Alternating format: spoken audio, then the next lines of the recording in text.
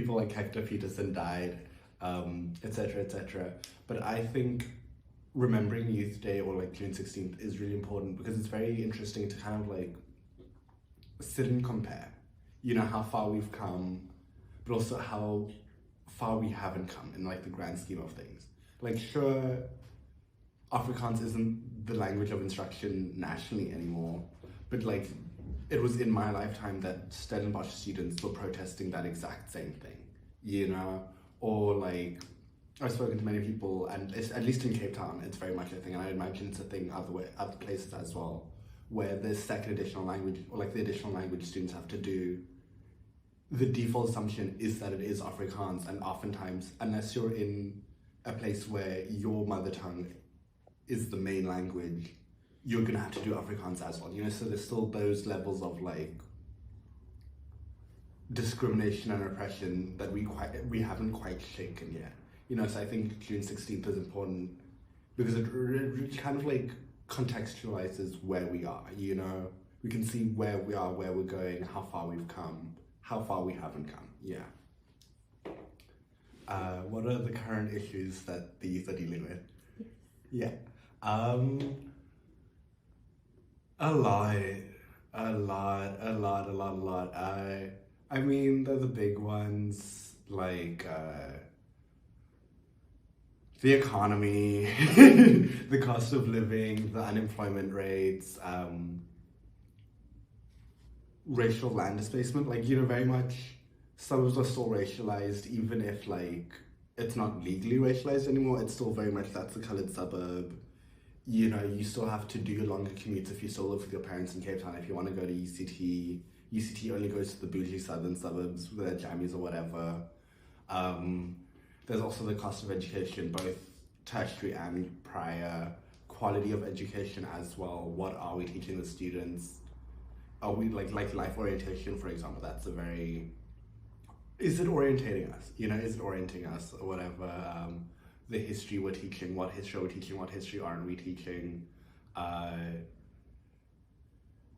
There's also GBV, load shedding, government, the rise of imperialism again. Fascism.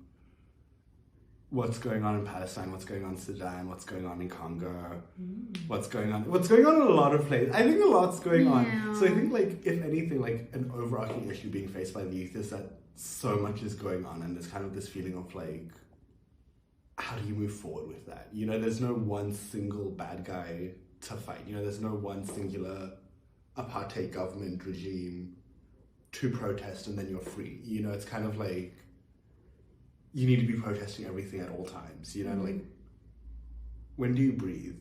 Yeah. Where do I see myself within contemporary youth movements?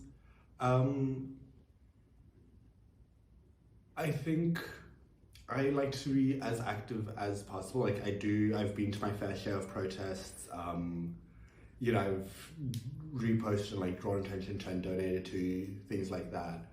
But I think myself and like a lot of my peers, there's always this like, because of what I was just saying of like, there's so many issues, there's also this fear of like never being able to have done enough. You know, there's always more you could do.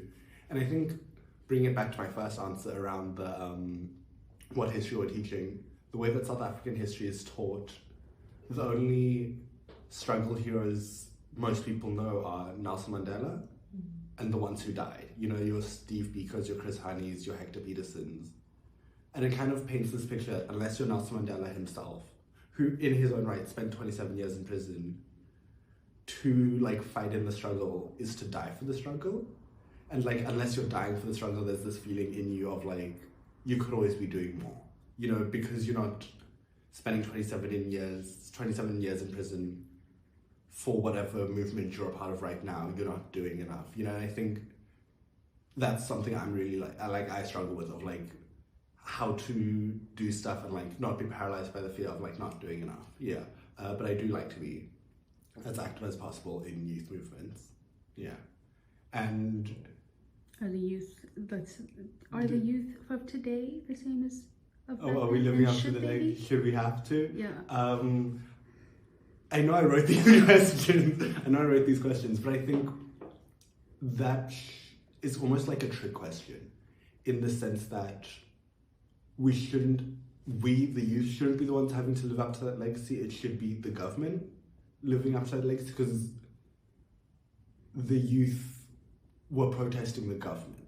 And like, I think the expectation for the youth to constantly have to protest and like get massacred and fight the police and get arrested and have this, then the other, have Sue, what's her name, Sue Harrington?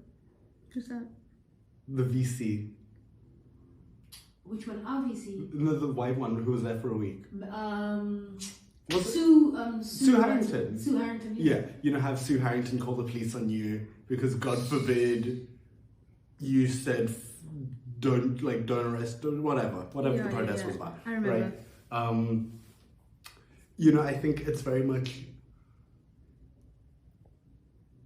lose-lose situation for the youth, in that if they protest, they get arrested. If they don't protest, they get abused by the government. So it's on the government for not having learned their lesson from the June 16th youth, and like not having set the systems in place where people can complain and have their complaints heard without them being arrested for it, you know?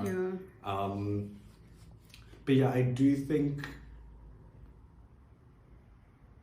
we're not, because there is the Fees Must Fall protest, and I think that being the largest student protest since the June 16 Soweto Uprising, I do think that says something about like current youth and like where they are in terms of fighting for what's right. But I do think ideally we shouldn't have to. Yeah. So I think we could be a bit better about it, but like first and foremost, we shouldn't have to. Yeah, that's it.